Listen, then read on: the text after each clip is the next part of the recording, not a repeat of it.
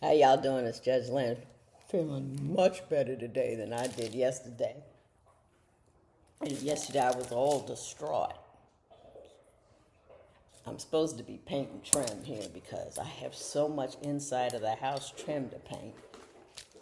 And I put some more trim, and I did a whole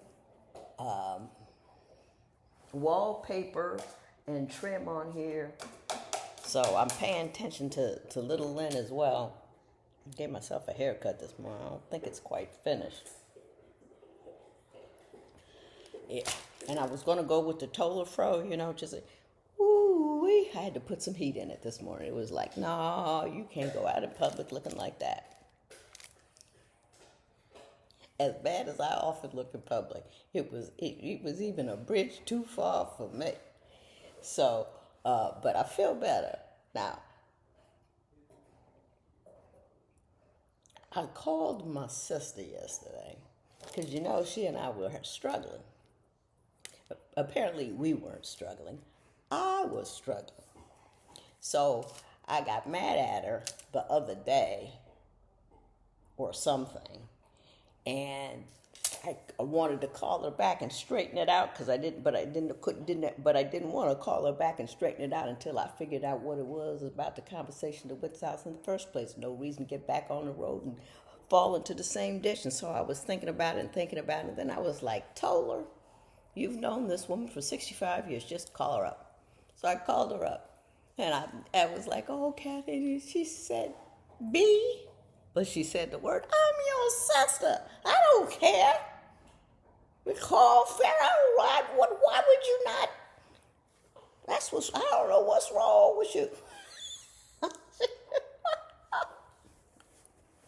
She had me rolling. So I worked everything up. Do you see what I'm saying? I have the ability to gin up catastrophe when there's simply a problem. I have never met a molehill. Everything is Mount Kilimanjaro for me. Just ridiculous. And I think that the fact that I'm now riding in this river alone, Eric made everything seem smaller. Because he was looking at me, what are you upset about? Not telling him. You know what I mean? So that's that.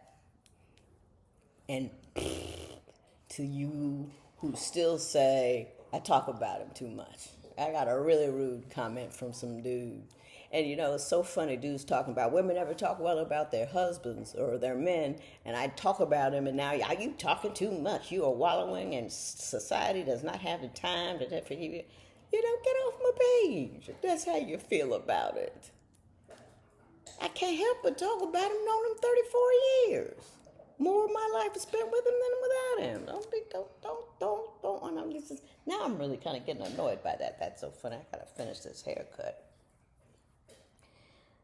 See, I won't put heat in the back of my hair because I figure I don't have to look at it. This can go. This big lump can go over here and over here.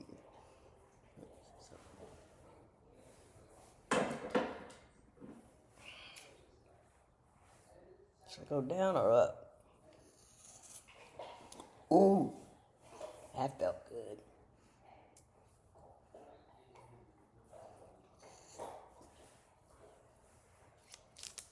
I love cutting my hair. But anyway, I have hair cutting scissors. I just had these. I was going to promise myself, I'll do it after I stop talking, but I can't help it. When I know it's there, I have to do something about it. So anyway, that's where I am. I was all ginned up and worked up, and I was running my whole life like that. Just everything, what's over here, and I had a puddle, and I had to call a man, and what if it's the irrigation, and I wore myself out. My favorite glue gun has passed.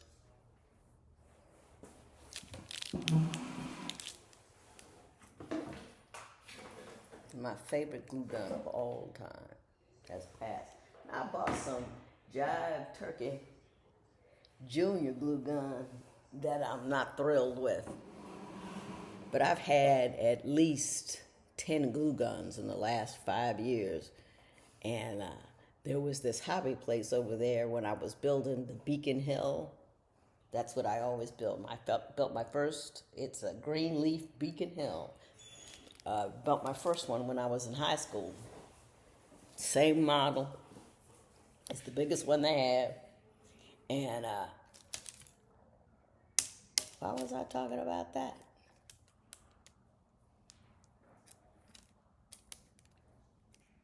I don't know.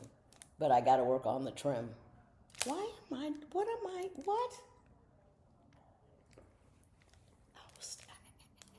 I had something in mind, but anyway. I was telling you about my glue gun, so it was a stupid story anyway.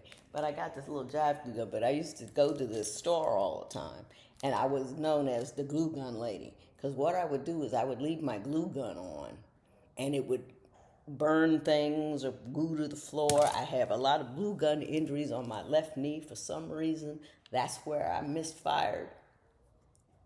I actually got scars from the glue gun on my left knee. Next time I have shorts on, I'll show you. I don't have shorts on much anymore, even it's hot in here. My son likes it really cold, so I have to be dressed in long sleeves. But anyway, somebody asked me a question. She talked about a horrendous situation that she finally got out of. And she got out of it a couple of years ago. And then she says, I'm thinking horrendous, getting away from a husband that was abusive. And she was thinking, she says, I left 2 years ago, I'm in another state and all that kind of stuff. Should I have or could I have stayed and fought for spousal support? Did I make a mistake? And my response is, first, it's different in every state. All states have their own marriage laws. They somewhat look alike, but each state has its own rules about spousal support. But my question to you is, what is the value? What answering that question, what value does that have? You've moved on, and who knows, had you not, when you were in the thick of it, you did the best you can to get away as well as you could. And now you're going to second guess yourself about what you did. You got out, you got away, and you cool. And now don't beat yourself up about what I should have done or what could I have done that I didn't do, so I can continue to beat myself up like abusers do. And I don't mean like this, like abusers often just remind you are worthless, you don't know anything. That happens before any fist starts swinging. And don't jump on that train. You did what you did, it happened the way it happened, you got out. Don't you second guess what you could have done. And you were in that situation, we get away from it, you might have forgotten how jacked up it was. But don't sit up there now. If you have some decisions to make about the future that you want to see about, talk to a lawyer in your state. But if you just go asking me, did I make a mistake when no. You did what you needed to do to get where you had to go. And that's what that is. I do a lot of work with domestic violence group. The one I'm dealing with now is Bloom 365, and we go into schools and try to teach both young men and young women what a healthy relationship is. And we have to do more than teach young ladies what the signs of abuse are. We have to teach young men what abuse is. And not that men exclusively abuse, because that's not true. They're more likely to, simply because of size factors, and the statistics bear that out. But we don't say, we go in there and say, look, and we would get these elephant in the room cards, and they're sitting back. And said, one young lady said, wow, now I know it was not right for my boyfriend to come over and tell me which clothes he could wear when he was with me and which clothes I could wear when he wasn't. Starts young, y'all. Starts young. But anyway, so don't beat up. Don't look for reasons